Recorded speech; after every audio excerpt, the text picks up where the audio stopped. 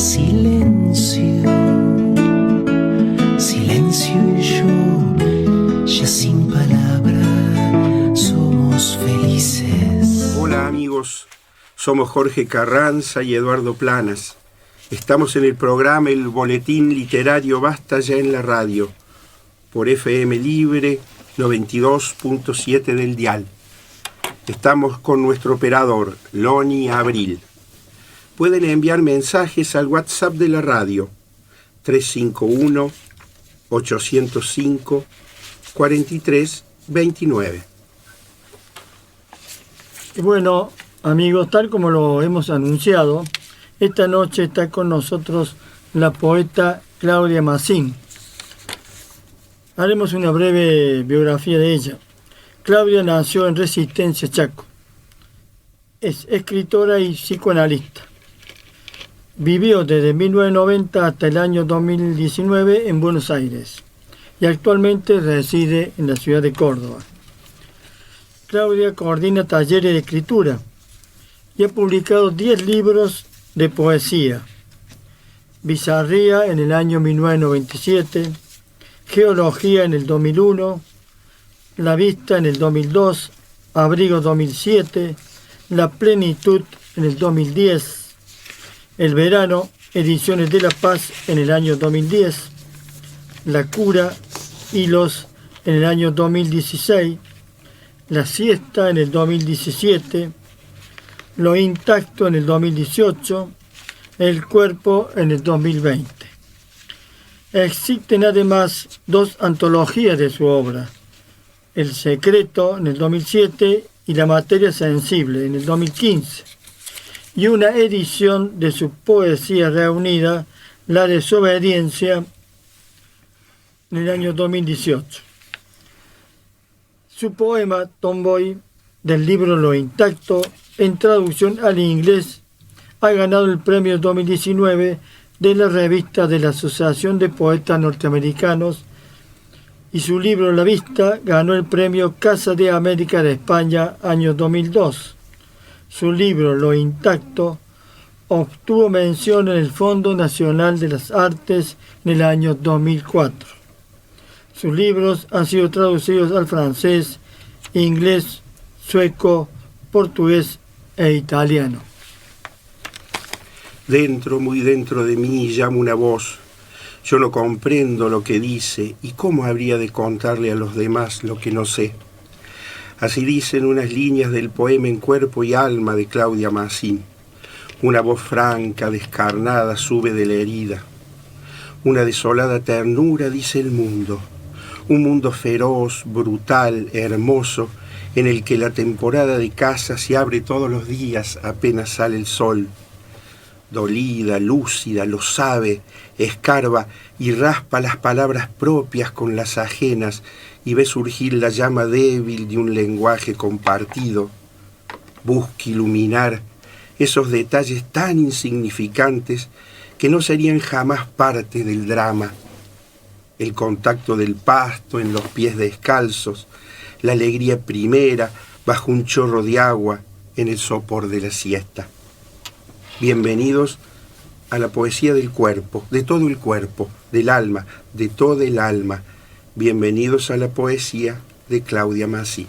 Hola Claudia. Hola, buenas noches. Muchas gracias por la invitación. Bueno, contentos nosotros de tenerte. Bueno, yo también muy contenta de estar con ustedes.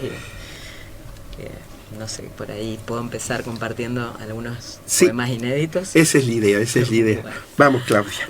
Bueno, son de un libro que se va a editar en un par de meses, con suerte, que se llama La Mujer Maravilla y yo.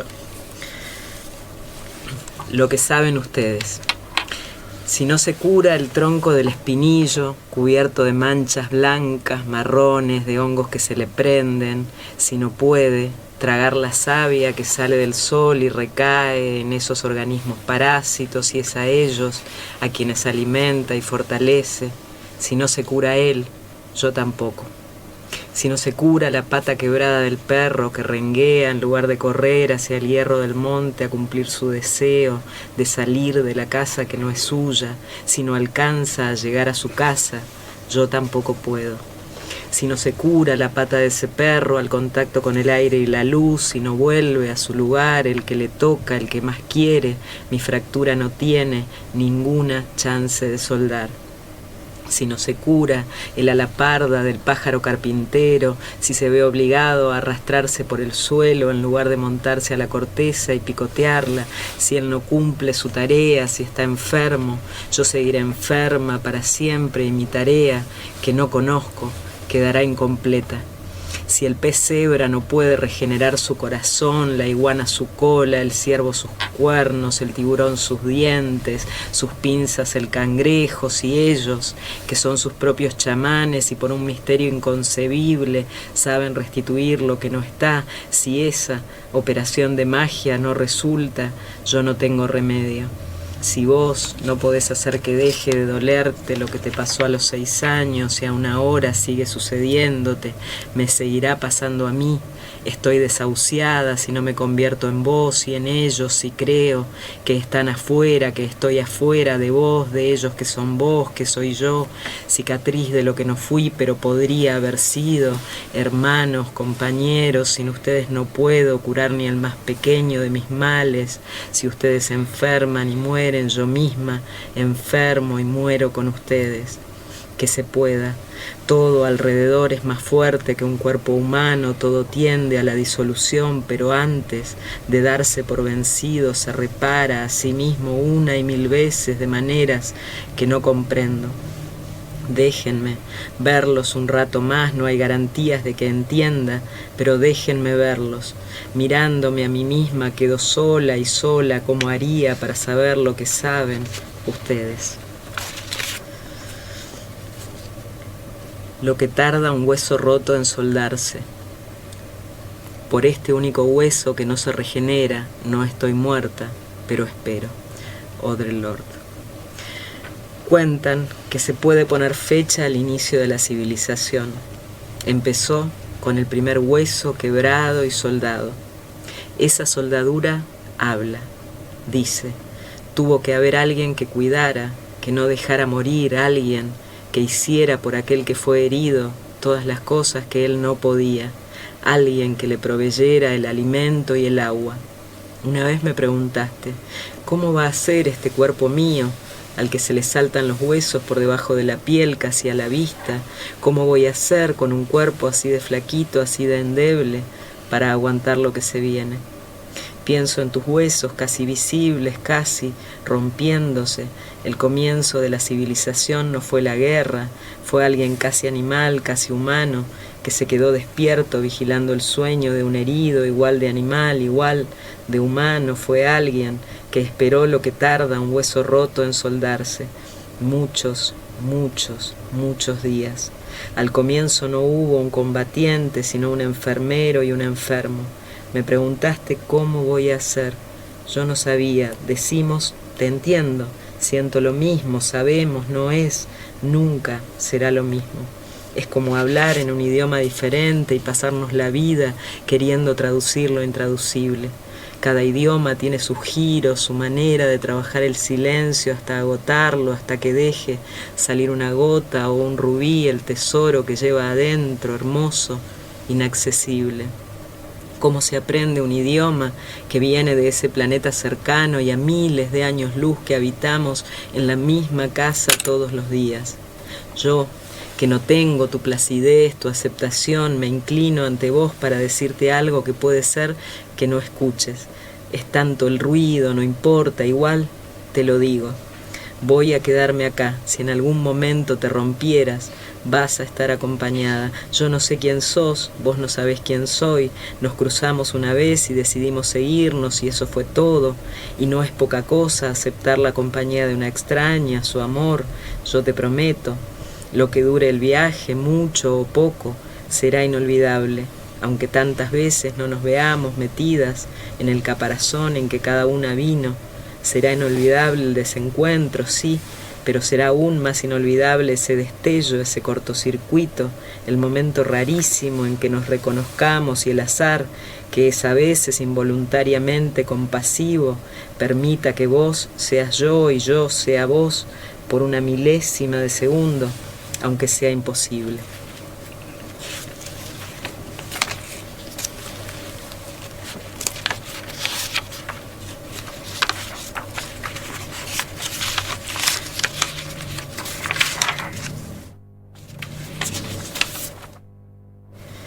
Nunca será aburrido. No nos tocamos y nos tocamos a la vez en esa evitación del cuerpo de la otra, en ese ir hacia la otra como si fuera capoeira, una danza, que es una lucha, que es una danza. Nunca será aburrido este movimiento que toma del oleaje su violencia, de la cañada entre las piedras su sosiego, hace daño y no hace daño, ese contacto físico hace daño y no hace daño, esa ausencia de contacto. La pasión es un arte que se aprende despacio, difícil, como todo lo que vale la pena, penoso como todo lo difícil, hasta que sean diestras las que bailan y pelean a la vez y no se sepa cuál de las dos cosas hacen, hasta que sea hermoso, un tajo limpio en el aire inmóvil, una finta que queda vibrando en el vacío cuando el cuerpo se retira y de un movimiento que termina en la muerte sale como un geyser otro, movimiento descaradamente vivo, capaz de conmover al suelo inconmovible, tan quieto, tan quieto, tan quieto, un movimiento frente al cual hasta los animales de presa se detienen, se distraen, se olvidan de atacar, porque eso es lo que hace la belleza con la ferocidad, detenerla un momento, suspenderla, un respiro, dura lo que dura un pestañeo, un revuelo de polvo en la tierra sobre la pampa infinitamente fija.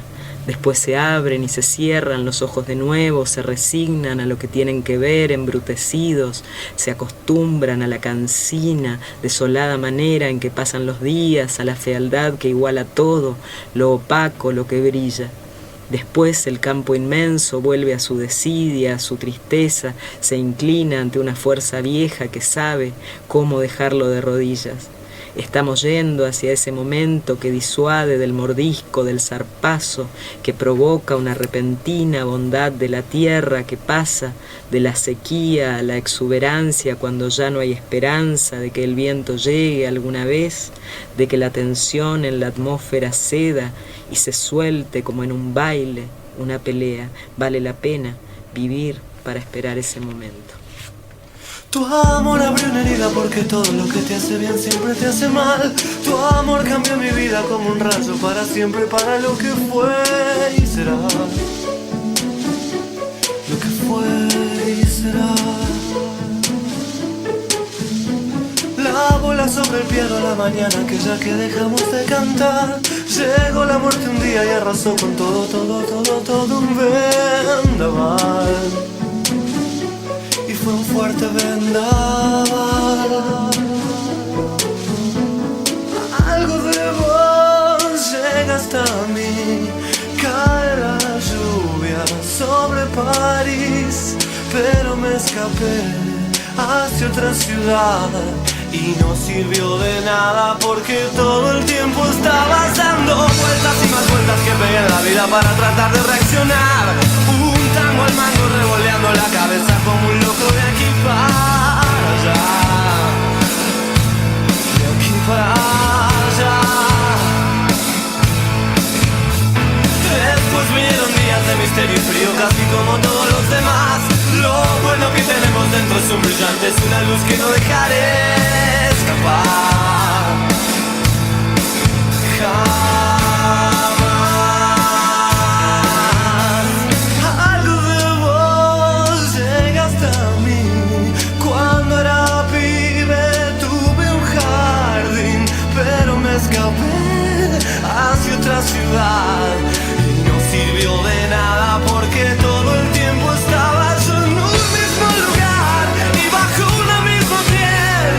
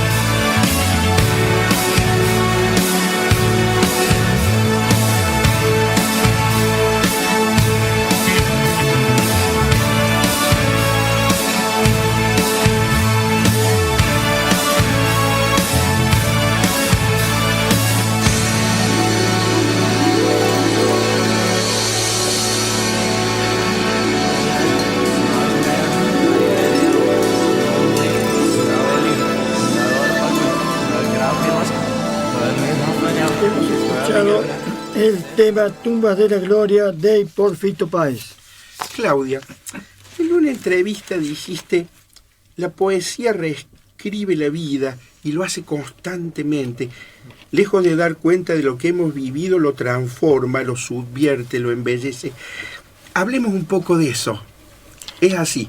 Sí, yo tengo, al menos mi experiencia con la poesía es que la poesía no es precisamente, aun cuando sea autobiográfica, no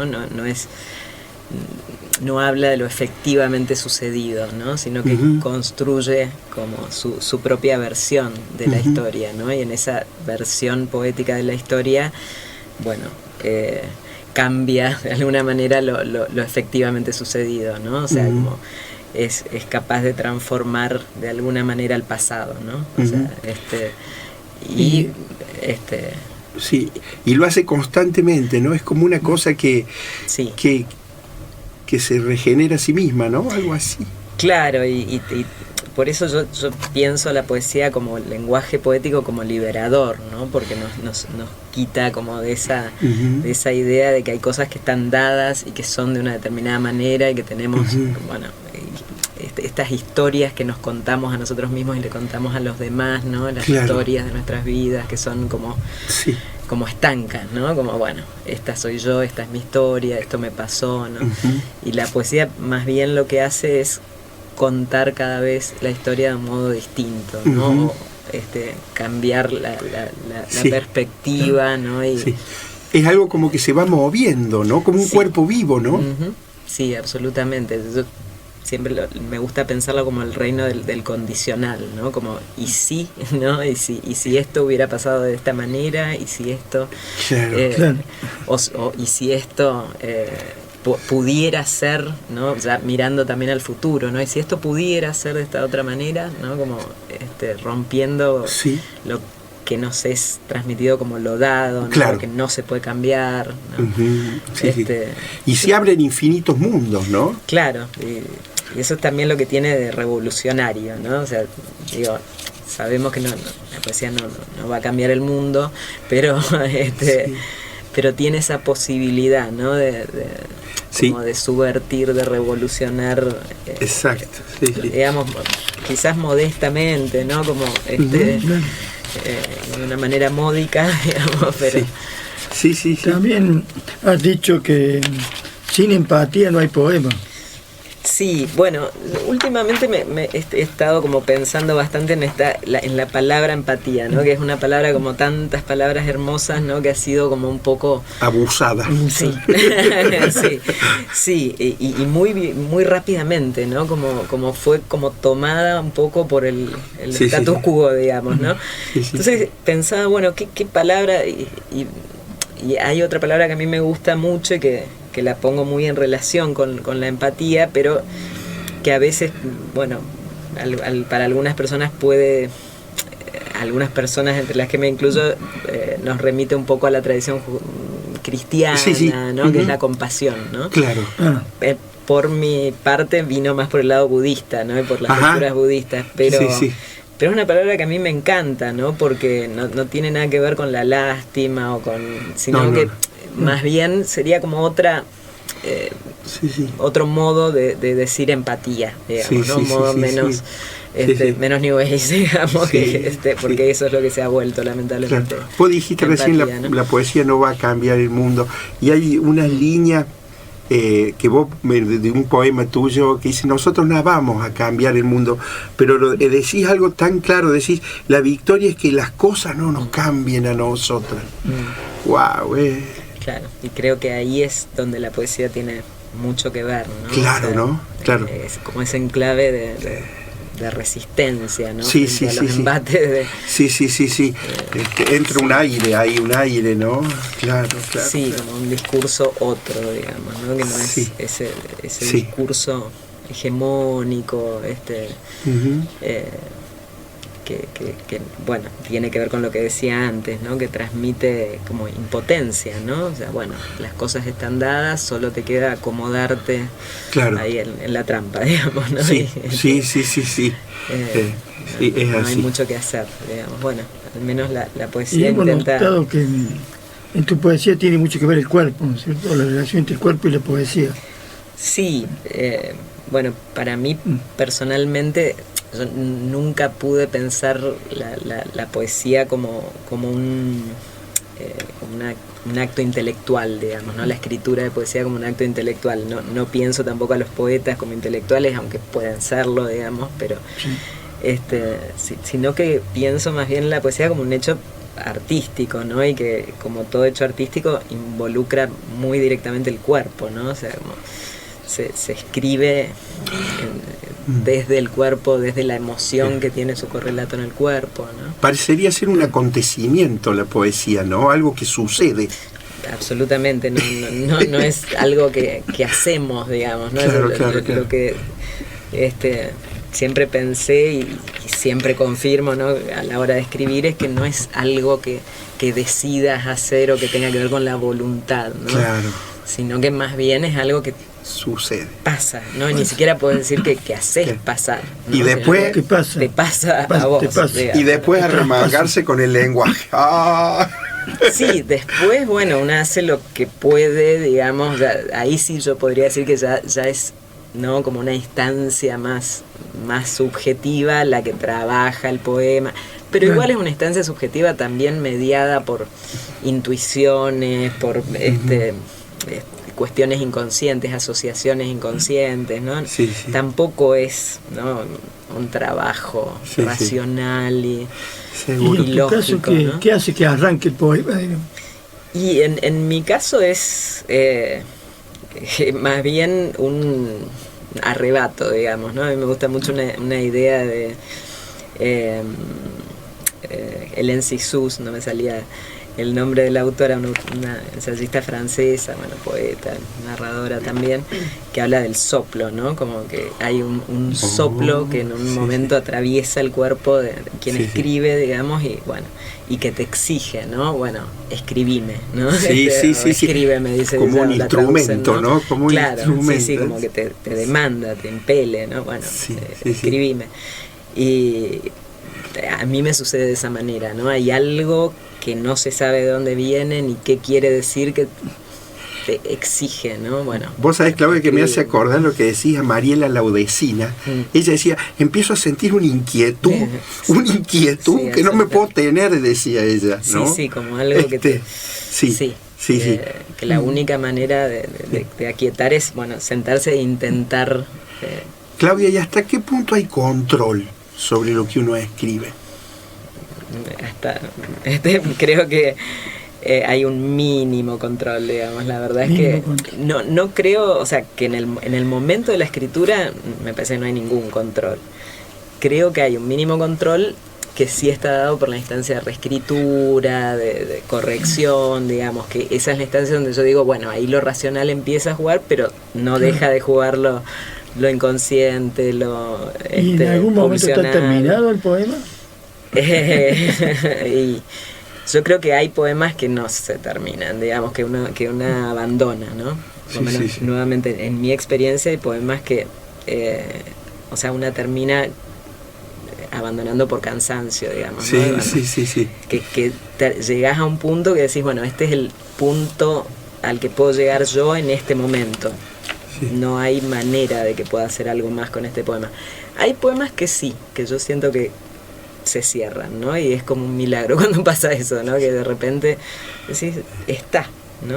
Lo encontraste, te encontró, digamos, nuevamente, ¿no? O sea, también es la sorpresa de, no es lo logré, es, mirá lo que pasó, ¿no? O sea... Vos sabés, Claudia, que en un hermoso poema en que decís que la madre le canta una canción a su hija en una hamaca bajo la luna llena, y decís, wow, escribir sería escribir la pérdida de ese momento. Sí, bueno, hablando de la reescritura de la propia historia, ¿no? Bueno, esa es una escena de la propia historia reescrita, ¿no? O sea, como de alguna manera ligando esa escena real o efectivamente sucedida con el inicio de la escritura, ¿no? De la poesía, ¿no? Como o sea, escribir toda la vida de alguna manera la pérdida de ese momento, ¿no? Que sucedió en un momento en el tiempo, claro, pero con esto vos lográs que estés siempre siendo. Claro, sí, es la pérdida de ese momento y la restitución de ese momento, hoy diría, ¿no? O sea, o más allá de ese poema diría, también es recrear ese momento para siempre, ¿no? O sea, qué pero hermoso, bueno, ese momento hermoso. está perdido, el efectivamente sucedido está perdido, es otro el que viene, ¿no? Sí. En los diferentes poemas. Hay mucho para... Y para vos, Claudia, ¿para quién se escribe? Siempre para otros, ¿no? O sea, siempre, nunca es... No, me parece que la escritura tiene mucho más que ver con la escucha, digamos, y con el diálogo, ¿no? Que con el hablar y con el monólogo, ¿no? O sea, tiene más que ver con recibir, ¿no? O sea, esto de lo que hablamos, esto misterioso que llega y a lo que le damos, o tratamos de darle lugar en la escritura. Y definitivamente tiene que ver con un diálogo, ¿no? O sea, de hecho, cada vez más en mi poesía aparece el recurso de lo dialógico, ¿no? Del interlocutor, sí. de alguien a quien siempre estuvo de alguna manera, pero cada vez es más, cada vez lo necesito más, digamos, claro, ¿no? O sea, si no hay un otro... Sí, claro, aquí estoy hablando sola, digamos, ¿no? O sea,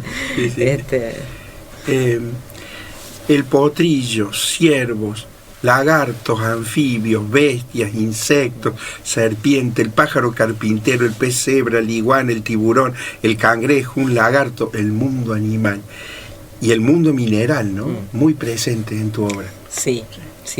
Bueno, el mundo animal cada vez más a partir de creo que probablemente de La Cura, ¿no? Un libro de 2015, y antes estaba quizás más presente el mundo mineral, ¿no? Pero sí. Creo que esto no es adrede, ¿no? Esto es algo que sucedió también, ¿no? O sea, en geología, que es un libro del 2002, sí. 2001, es donde aparece con más fuerza ese mundo mineral, ¿no? Que después va a estar igualmente presente, ¿no? Sobre todo la figura de la piedra, ¿no? Pero creo que también tiene que ver con una mirada del mundo, ¿no? Que o sea, a la que aspiro, digamos, que tiene que ver con que no pensar el mundo desde la jerarquía, ¿no? Donde lo humano está por sobre, ¿no? Lo animal, incluso lo inanimado, lo logras, ¿no? eso Como, sí, lo logras. Sí, como pensar, ¿no? La poesía como un lenguaje que desjerarquiza, digamos, ¿no? Que, claro. O sea, donde estamos en un mismo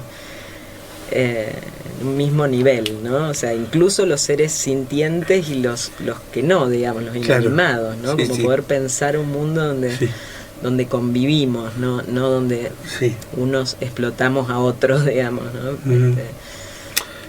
Sí.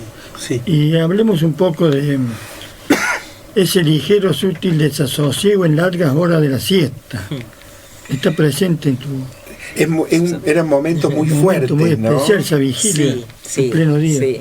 Sí, y bueno, en mi caso, estaba muy ligado a la hora donde los adultos no formaban parte de la escena, digamos, ¿no? O sea, un momento como de liberación, de libertad, ¿no? Entonces, un pequeño Edén ahí. Sí, un Edén chaqueño en plena resistencia con 45-50 grados a la sombra, pero un Edén al fin, ¿no? El Edén de los lagartos sería. Sí, claro. Pero sí, para mí ese momento de la siesta está ligado como al momento de paz, de sosiego, de tranquilidad, de poder ponerme en contacto con la lectura, por ejemplo, ¿no? De silencio, de no conflicto, digamos, de no presencia adulta, básicamente, ¿no? Y la poesía viene a ser como una siesta, ¿no? Y sí, pienso en eso, esto que tiene la siesta, ¿no? Como un tiempo suspendido, un letargo, ¿no? Como algo. que está, Sí. ¿no? Ahí como encapsulada, ¿no? Y, Sí. no es ni tarde, ni mañana, ni es la siesta, ¿no? Como, incluso en las, qué sé yo, en las ciudades grandes, en Buenos Aires no existe, digamos. Claro, no hay. En Córdoba no, tampoco, por ejemplo. Claro. Claro, Está pero acá desapareciendo. por ahí mencionás la Sí, siesta pero como un sí. tiempo y por ahí hay un registro, pero en Buenos Aires directamente no hay, digamos, Claro. un tiempo que no existe, Sí. no está en ningún lado, ¿no? Sí. Es así. Claudia, todos tus poemas tienen título. ¿Cómo es la relación del título con el poema? Porque hay poetas que no ponen título y hay otros... ¿Cómo juega Sí, el estoy título? pensando ahí, bueno, mira, casualmente son dos libros en los que los poemas no tienen título y son los dos libros de poemas breves o más breves que el resto, digamos. Ajá. Son El verano y Abrigo, Sí. ¿no? Son los únicos dos que los poemas no tienen título, que tienen esa particularidad, ¿no? Después, siempre, ¿no? O sea, Sí. el tema del título, que, bueno... Juega un poco con lo completa, lo anuncia, como... Sí, yo en general tiendo, excepto en este último libro, en el que se va a publicar ahora, tiendo a los títulos más breves, como menos, digamos que no adelantan demasiado. Más despojados, digamos, ¿no? Más despojados, Ujú. con algún elemento del poema, pero... Sí, no sé, sí. como reptiles Sí, o sí. potrillo, ¿no? Claro, como, bueno, claro. tomando en ese caso como el animal de Exactamente. referencia del poema y nada más, ¿no? Sí, una poeta nos dijo de que el título lo limitaba al poema, O- pero por eso no le ponía. O Claro, sabes que pero- condicionaba el lector. condicionaba el Dice, De alguna manera se lo Pero puede son entender miradas, ¿no? así, ¿no? Pero Son yo miradas. pienso que de alguna manera sí direcciona, ¿no? Pero es una dirección que de todos modos el lector puede tomar o no, digamos. Claro, ¿no? Porque tal cual. me parece que en Tal la cual. poesía hay Sí, un sí. margen de libertad tan amplio Sí, sí. para el lector que es posible Sí. interpretarlo de un modo Yo o de siempre otro, ¿no? cuento un poema de Sergio Raimundi que se llama Limón Solo, y él en realidad él acompaña a un amigo que se ha dado cuenta que la chica que quiere no lo va a querer nunca. Y le dice, ven y vamos a tomar un helado.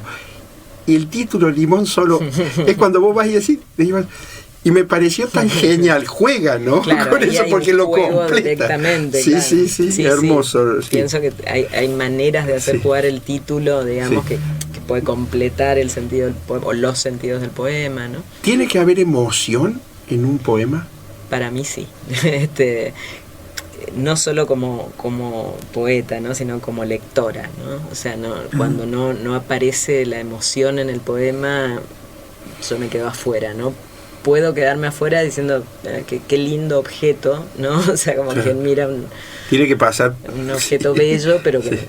no te Sí, transmite absolutamente nada, ¿no? Más que esa belleza fría, digamos, ¿no? Pero yo necesito que algo Sí. me conmueva, digamos, y si el poeta mismo no Sí. se conmovió, digamos, al momento de escribirlo, es así. no me va a pasar a mí, digamos. Hay, Sí. hay una relación tuya con el cine, de tu poesía con el cine, muy importante, ¿no? Sí, Sí. sí, bueno, hay ya a esta altura 4 libros, uno todavía inédito, que tienen que ver con películas, uno del 2002 creo, y los otros recientes. Estás hablando ¿no? con dos adictos del cine, así que- Bueno, son compañeros cinéfilos. Seguro. Sí, bueno, eso, o sea, la aparición de poemas en relación a películas también se dio de una manera medio fortuita. Obviamente, a partir de que aparece el primer poema, yo ahí, bueno, me propongo todo un programa, me armo una lista de películas, ¿no? Y pienso que voy a poder escribir sobre esas películas porque me encantan y por supuesto que no. Que después empiezo Ese control no hay. No, después terminé escribiendo sobre películas que jamás hubiera imaginado que Claro. iba a escribir, digamos, y, Sí, sí. y muchas que intenté forzar la relación con el poema porque no quería que esa película estuviera presente y no había manera, ¿no? Y cuando de repente, o sea, las películas generaban el deseo de escribir, ¿no? Sí. No había manera de hacerlo a la inversa, digamos. Y lo que pasa es que la película es como que empieza cuando termina, porque empieza adentro, ¿no? Claro. Sí, y en algunos casos directamente no aparecía algo que yo pudiera decir o que pudiera decirse a través de mí en un poema, digamos, ¿no? Claro. O sea, por más que me fascinara la película, ¿no? Y en otros casos, quizás hasta películas que no me fascinaban tanto, sí me Claro. interpelaban, ¿no? Sí me hacían hablar, digamos, ¿no? Sí. Nosotros el martes pasado hicimos un programa sobre poesía y cine, pero eran poemas dentro de películas, ¿no es cierto? Sí. Ajá. Pero también Claro. hay películas que son directamente un poema. Sí, Sí. El La propia espejo de película, ¿sí? Tarkovsky, ¿no? Sí, Pienso, claro, eso es como Sí, ¿no? es Sí, poesía visual, ¿no? Sí. Sí. ¿Qué hace la poesía con el lenguaje, Claudia? Te pregunto esto porque en un poema decís, si alguna palabra dijera alguna vez algo cierto. Uy, Sí, ahí también tiene que ver con lo que hablábamos, ¿no? El cierto también en ese sentido de algo que efectivamente sucedió, algo cierto en el sentido verdadero en ese aspecto, ¿no? Como, bueno, sí, a mí me pasó esto, ¿no? Sí. En realidad, a mí me parece que la poesía es como un modo de decir la verdad mintiendo, digamos, ¿no? O sea, de una manera, porque de alguna manera es ficcional, ¿no? Aun cuando estemos contando lo que pasó, no hay manera de contar eso fielmente, ¿no? O sea, porque nuestro propio recuerdo es infiel, digamos, Seguro, ¿no? seguro. Y la poesía a su vez tiene sus mecanismos y sus modos de hacer con el recuerdo, ¿no? Entonces también lo transforma, ¿no? Eso definitivamente termina siendo una mentira en relación a lo que supuestamente pasó, que no vamos a recordar perfectamente jamás, ¿no? Pero es una mentira para acercarnos más a lo que sucedió, que es más importante que lo efectivamente sucedido, ¿no? Así que quizás lo que nos pasó con eso que pasó, ¿no? Está el sentido y la sonoridad. ¿Te fijas mucho en la sonoridad o no? Bueno, justo me río porque hoy le contaba a Carolina que estaba escribiendo un texto que me habían pedido para un libro de fotografías, ¿no? Que es muy, muy hermoso el libro, que es sobre el litoral y el paisaje del litoral, ¿no? Y este era sobre la llanura, ¿no?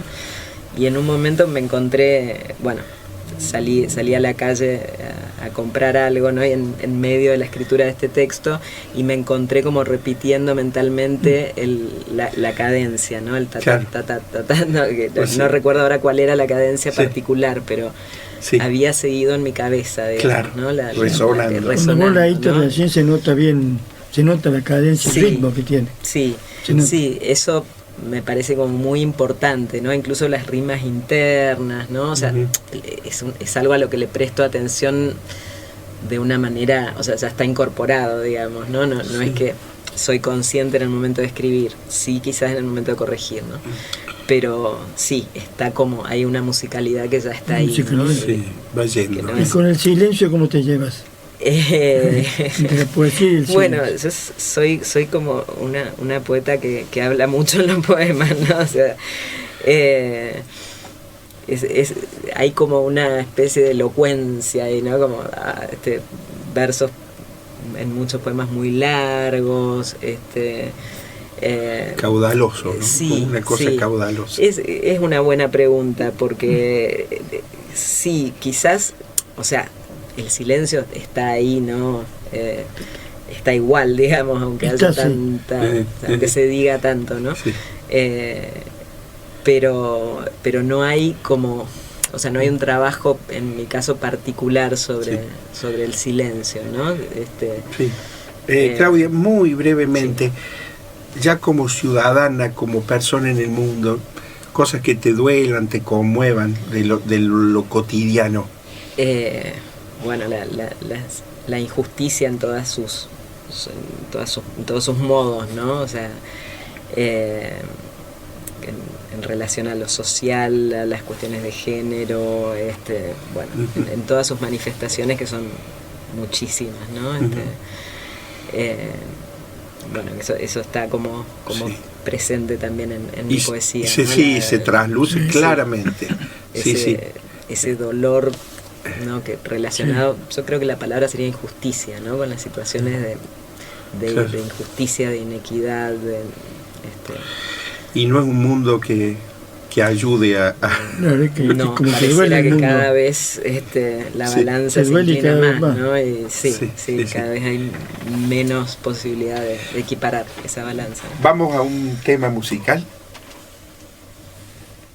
Lo que te da terror te define mejor. No te asustes, no sirve, no te escapes. Volve, volve, toca, míralo dulcemente esta vez.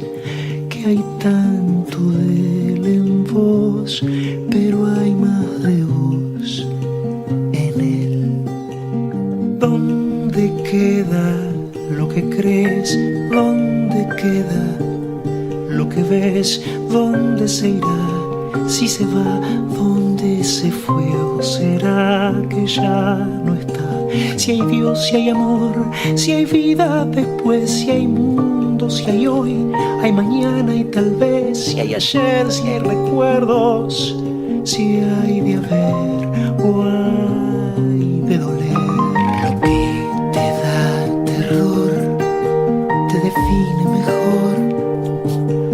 No te asustes, no sirve, no te escapes.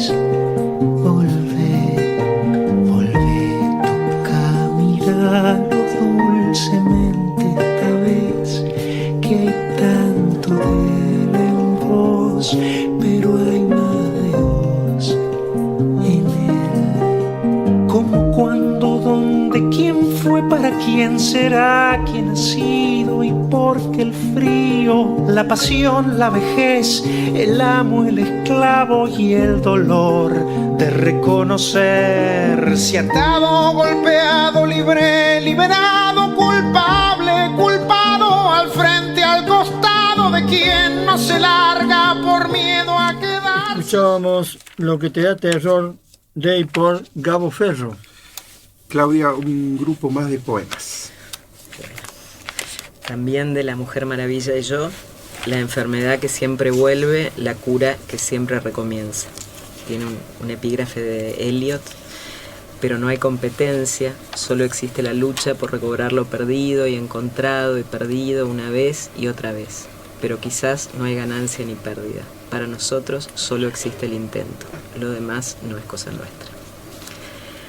Cuentan que los pavos reales a veces se alimentan de serpientes, de plantas venenosas. En la India son sagrados. Esa es la fuente de su belleza, dicen. El veneno que es medicina, que es belleza. El veneno vuelto plumas de colores tornasoladas que se abren sorpresivas. ¿Los viste alguna vez desplegar ese abanico? El aire monótono de la tarde se ilumina, rojo y verde y púrpura se vuelve, como puede venir de la muerte esa explosión, esa alegría del cuerpo que dice, miren cómo brillo, mírenme. De la muerte viene, sin embargo, revertida. Quiero aprender a hacerlo. No espero resultados tan visibles, pero quiero saber cómo se logra esa transmutación del veneno en medicina que buscamos todos, ese conjuro, esa milagrosa combinación de palabras que una vez dichas nos sanaría. Vamos al monte, ahí está, la sabiduría de los animales, los chamanes, no hables, no escribas sin antes haber entrado al antiguo, al terrible reino en que podés perder la vida, mirá, que si no las palabras son huecas, un cascarón vacío. A nadie le gusta pasar por ahí, mejor quedarse en casa y repetir el viejo cuento de generación en generación, nada nuevo bajo el sol, pero escúchame, ese es el riesgo máximo, así se nos van las fuerzas, el deseo de respirar, así es que nos sucede lo peor, volvernos insensibles y cobardes. Lo que puede revivirnos por un rato está en el líquido espeso de los colmillos, de los tallos, en el líquido letal al que tememos, del que huimos. Miremos con atención cómo lo hacen ellos, esos animales, esos médicos excéntricos que se curan a sí mismos, con lo que a nosotras nos mata. Una vez y otra vez y así para siempre repiten sus rituales, porque todo lo que sana vuelve a enfermarse. Es un trabajo de toda la vida, sin triunfo ni fracaso. Miremos con atención cómo lo hacen, y recién cuando estemos de vuelta, recién entonces, si hace falta, que caigan las palabras que trajimos de allá, una a una, sin lamentos ni alardes, como cae un rayo que por un rato conmueve la tierra y al segundo siguiente desaparece y está bien. Nada queda, a nadie le importa. No es para que algo permanezca que hablamos, es para que algo tiemble y se despierte y se conmueva. Y no es cosa nuestra, perdón, y no es cosa nuestra lo que pase después. Perdón por el final. Pero... Estamos en época, todos estamos. Estamos todos iguales. Esto es un programa en vivo. En vivo y con los, justo en el final me tiene que pasar, pero bueno. No importa. Bueno, un último poema. Sí. Bueno. Lo único en que creo. Dicen que el acto más grande de desprendimiento que puede tener un pájaro con su cría recién nacida es tenerla en la boca para darle calor y no ceder a la tentación de comérsela. Yo, que fui devorada, estoy acá y te lo cuento. Me devoró quien tenía que cuidarme y aún después de muerto debe seguir digiriendo lo que hizo, como una piedra en el esqueleto ahí donde llevaba el vientre lleno. Me fugué. Si es posible salir del interior de una ballena o escribir una historia acerca de alguien que es capaz de hacerlo, ¿cómo no va a ser posible salir del vientre del Padre y escribírtelo para que lo sepas, para que no temas si es que te sucede? Hay pájaros rapaces así por todos lados, padres tragándose la cría de un solo limpio bocado, no por descuido, sino porque el amor es monstruoso a veces, el amor a otro cuando no puede ser más que amor a sí mismo. Por mi parte, elijo que no haya hija de la hija que soy, escapada del hambre de alguien así, de alguien que no pudo contenerse. Elijo no perpetuar la especie, cerrar la boca. No habrá hija de la hija o habrá hijas que no vendrán de mi cuerpo. Langostas, perras, luciérnagas, bacterias. Estarán en todos lados, nos veremos un segundo y nadie saldrá herido del encuentro. Qué fácil, me dirás, no tener que cuidar de otra vida que la tuya. Qué difícil, te diré, echar abajo el muro y pasar al otro lado donde no puedas hacer esa clase de daño. ¿Crees en eso? ¿Crees en la bondad? Yo conocí las formas más retorcidas de lo cruel y la bondad se ha vuelto lo único en que creo. La bondad es activa a veces, otras veces la bondad es abstenerse. Yo me abstengo y pido como si fuera un rezo, pero es un exorcismo, que quien tenga en la boca una vida no cierre alrededor de ella los dientes, que si lo hace, ese cuerpo destrozado sobreviva y se rehaga miembro a miembro y sobre todo, que cuando crezca no crea en la venganza, ese modo desesperado, voraz, de comerse a sí mismo de nuevo.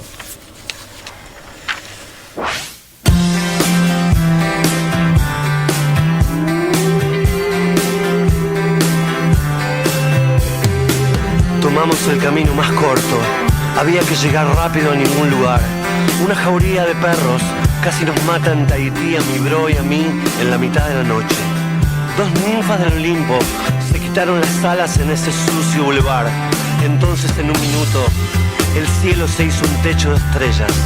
La sesión espiritista duró más de lo debido y terminamos bebiendo en la calle con el fantasma de mi madre.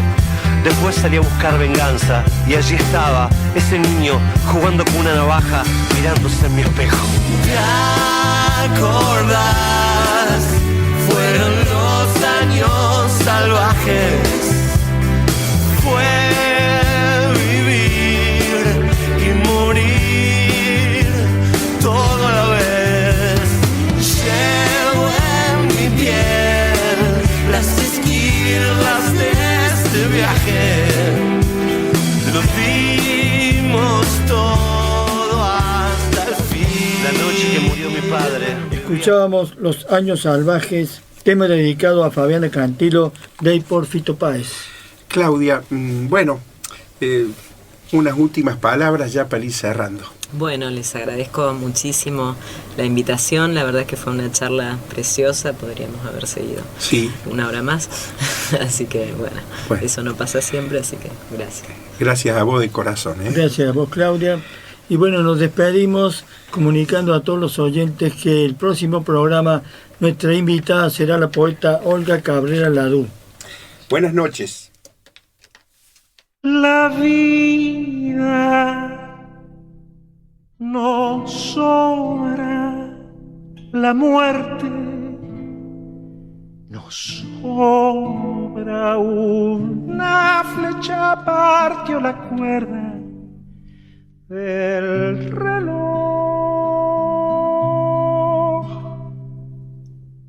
y sí